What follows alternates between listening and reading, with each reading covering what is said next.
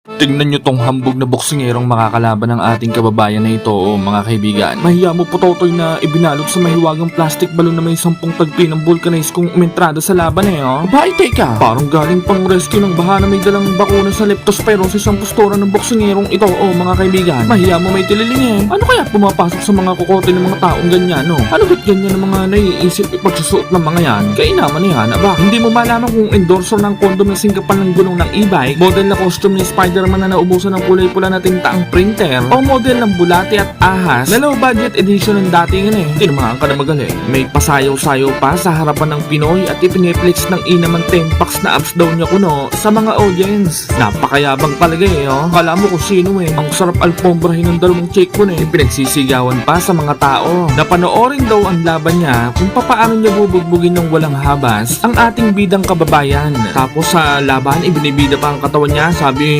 lakasan mo, hindi ko maramdaman. Umiiling-iling pa na parabang minamahina. Tignan nyo maigi face-off nila Nananahimik ang sa club ni kabayan biglang pagtitripan na alisin. Napakawalang modo Tapos dinuduro-duro pa si kabayan at sinasabihan, huwag kang umiyak, para kang binabai Binabai ka ba? Samantalang pinapakiusapan lang naman ni kabayan na huwag masyadong lumapit Paano ba naman yung dighay nanununtok ng lalaban daw Nangaasar pa ang damukos at pinagbantaan pang patutulugin daw si kabayan sa kanilang mismong magiging laban. Nagkamali nga daw po ng binangga ang Pinoy at talaga namang pagsisisihan daw nitong nakaharap niya ang isang tulad niyang halimaw at nagbanta pa nga po ito na kung hindi daw knockout ay ospital nga daw po ang aabutin ng Pinoy sa kanyang mga kamay, mga kaibigan. Ngunit sa mismong gabi naman niya po ng kanilang laban ay grabe nga pong karma ang inabot ng maangas na Puerto Ricanong ito, mga kaibigan. Gulpe sarado ang damukos, aray niya.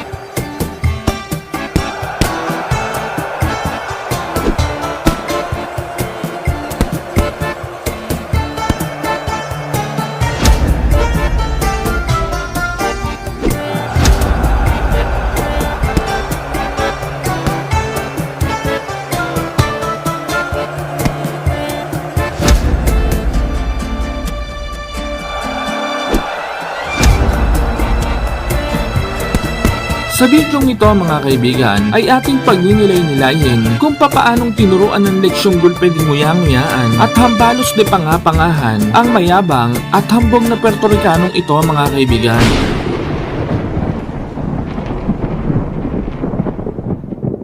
Alas 12 pasado sa mga taga-Timog Silangan at alas 7:15 ng gabi naman sa mga taga-Hilagang Kanluran. February 4, 2012 ay naganap ang laban ng The Filipino Flash ng Pilipinas kontra sa The Punisher na mga Puerto Ricano, mga kaibigan. Yamado si kabayan sa labanang ito. Subalit ito pa lamang ang kauna-unahang pagkakataong lalaban siya sa Super Bantamweight Division, mga kaibigan. Hangad ng Pinoy na maging kampyon sa kanyang pang-apat na dibisyon. Subalit isang malaking pagsubok daw di umano ang laban niyang ito dahil talaga namang masusubok kung tatalabang talagang tunay ang mga suntok niya sa timbang na ito at kung kaya niya ba talagang dalahin ang kanyang bilis at sumalo ng suntok sa isang lehitimong super bantamweight fighter. Bago ang laban ay kung ano-anong kayabangan ang ipinamalas pa ng maangas na Puerto Ricanong ito sa ating bidang kababayan, mga kaibigan. Tinulak-tulak at tinanggal-tanggal nito ang nananahimik na saklob ni kabayan at talaga namang dinuro-duro at binungangaan si kabayan dahilan upang mabadtrip ito ng inang. Masyadong naging personal ang laban na ito sa pagitan ng dalawang boksidor na ito at talaga namang kahit ang kanilang mga asa-asawa ay nadamay na nagpapalitan na ng mga maaanghang na salita sa kanilang mga social media account, mga kaibigan. Sinabi pa ng Puerto Ricano na overhype daw masyado si The Filipino Flash sa labang ito na tila kinakalimutan nilang anak ng isang halimaw ang makakaharap niyang boksingero, lalo na't ito ang unang pagkakataon pagkakataong dadayo ito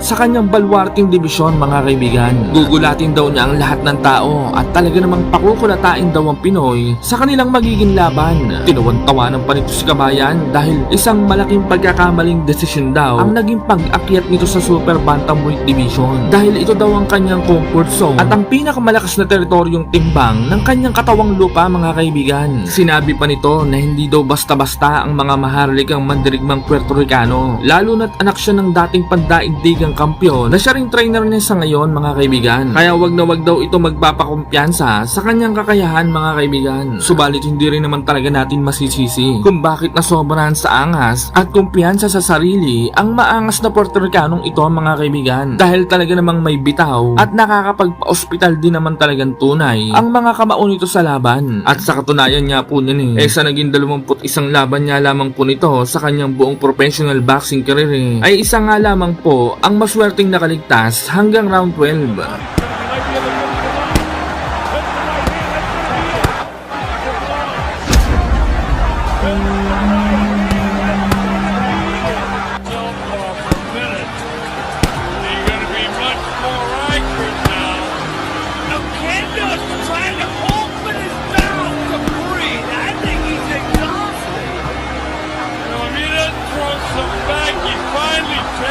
Gitil naman si Kabayan sa mga naging kayabangan at pambabastos sa kanya ng maangas na Puerto Ricanong ito mga kaibigan. At tila ito daw ang kauna-unahang pagkakataong nanggigil siya sa kanyang makakalaban. Ngunit kailangan daw niyang magtimpe at talaga namang mag-stick sa kanilang magiging game plan upang hindi masira ang kanyang diskarte sa laban mga kaibigan. Mahalimuyak na simoy ng hangin kasabay ng pagbukas tikom ng mga puwit ng mga bibi sa dalampasigan. Ika-4 ng Pebrero taong 2012 ay tuluyan ng naikasa ang laban ng The Philippine Flash ng Pilipinas kontra sa The Punisher ng mga Puerto Ricano mga kaibigan. Ginanap ang kanilang laban sa Alamo Dome, San Antonio, Texas, USA. Paglalabanan nila dito ang bakanting WBO World Super Bantamweight title. May katakot-takot na 21 panalo. 20 ay tinapos sa pamamagitan ng walang awang knockout at walang bahid ng anumang klase ng pagkatalo. Ang tiniguri ang The Punisher ng mga Puerto Ricano mga kaibigan. Samantalang ang Pinoy naman ay may 27 panalo. 21 ay tinapos sa pamamagitan ng impresibong knockout at isang bahid ng pagkatalo lamang mga kaibigan. Sa mismong laban, abay walang ya, andito pala yung mahaba pa sa kawayan ng boses mga kaibigan. Yung lagi nagsasalita ng money.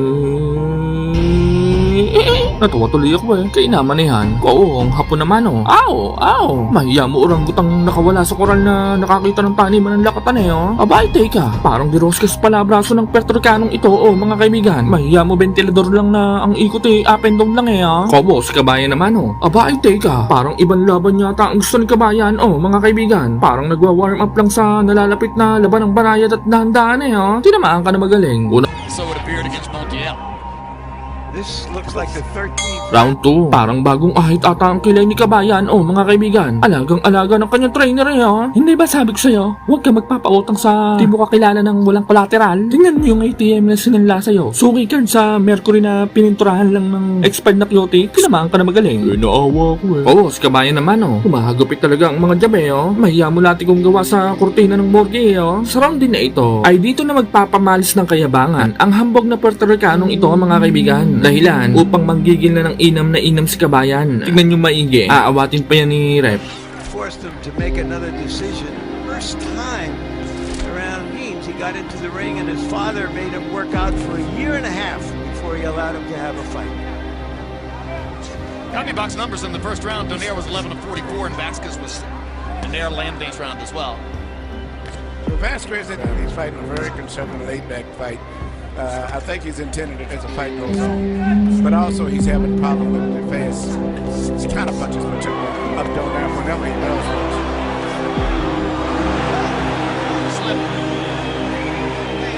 You saw Vasquez looking at Donaire hit him with a left front hand shot to the... Trying to beat force with farce doesn't work. Round 3. Tinubuan na ng maliit na kulani ang kanang cheekbone ni Kabayan mga kaibigan. Nasungkitan yata ng kaliwa o nauntog sa ulo ni The Punisher kanina. Tinawagan ko yung kapitbahay nung nagsanla sa'yo ng peking ATM. Wala na daw pala dun sa inuupahan. Nagkalit sa balutan na daw eh. Huwag kang mag-alala boss. Binaunan ko ng GPS tracking ang tsinelas at foam ng bra sa sampayan nun. Ayos, magaling. Tara, sugudin na natin. Ipablatter mo yan. Sinasabi ko sa'yo. Oo. Sa round din na ito, ay dito na bahagyang makikipagsabayan ng Puerto Ricano mga kaibigan. Subalit, mahahalatang napapatras-atras ito na mahiya mo tricycle driver na kumounterflow sa e-bike lane. Ayan, atras ka tuloy ngayon. Alam mo ng reyna ng mga prinsesa ng kalsada yan eh. Hindi ka uubra dyan. Tinamahan ka na magaling.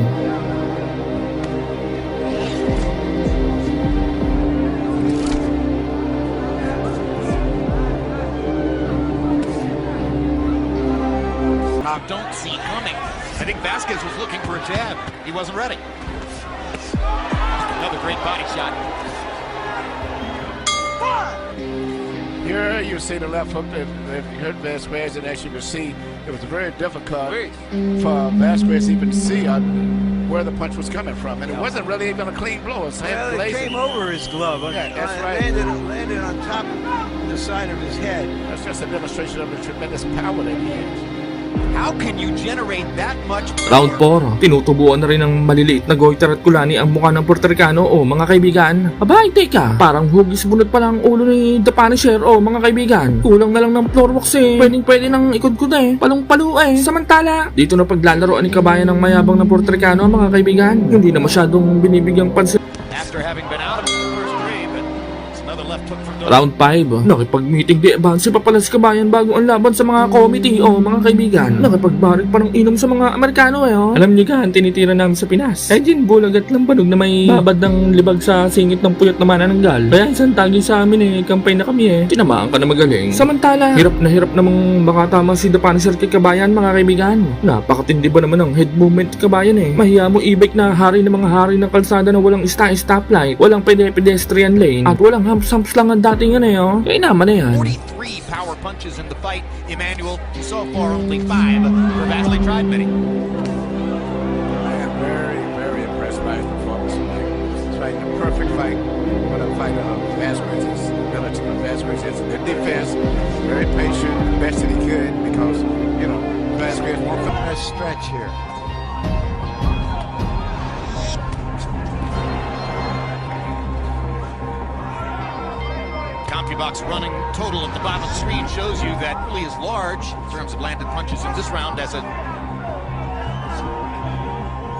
Round 6. Aba, parang binubulkanize na yata ang kalumang pisngi ng Puerto Ricanong ito o mga kaibigan. Palaki na ba naman ng goiter sa pisngi eh. At pinahida na din ng igit ng tikbalang na may ubong kabayo at rangkasong kulane o. Aba, mabisa yan. Ay siya, gagaling na nga yan. Igit na yan eh. Saan ka pa? Samantala, nagkakakisian na ang dalawang boksidor mga kaibigan. Subalit, mahalatang wala talagang kaya ang The Punisher sa The Flash ng Pilipinas mga kaibigan. Yayabang-yabang kay wala ka naman palang kabitaw-bitaw. Ay naman na yan. struggle might. We'll talk more about that when we get ready for Julio Chavez Jr. against Marco Antonio.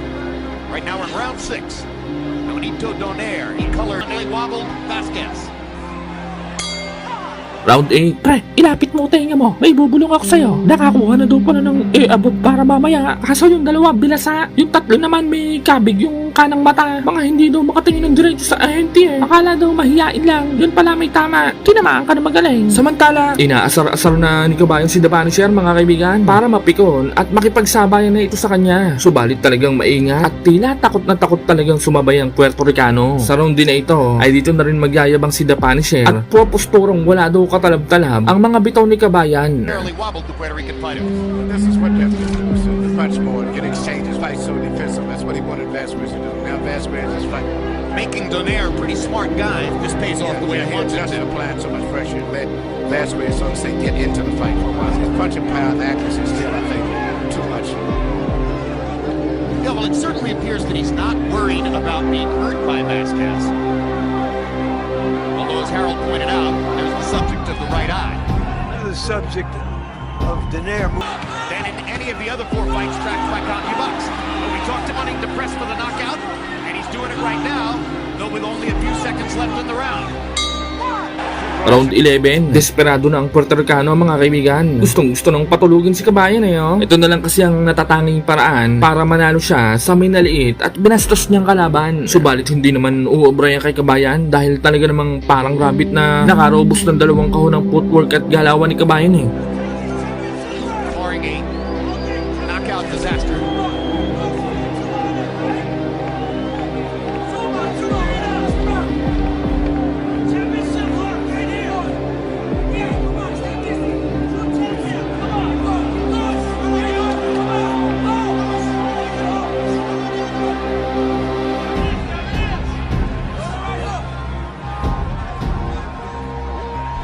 Well, once again, to Bass's credit, he's pressing and trying to find a way, even though it's very late. Right, very good. And to tempt this, his father's will let you go into the ring with somebody.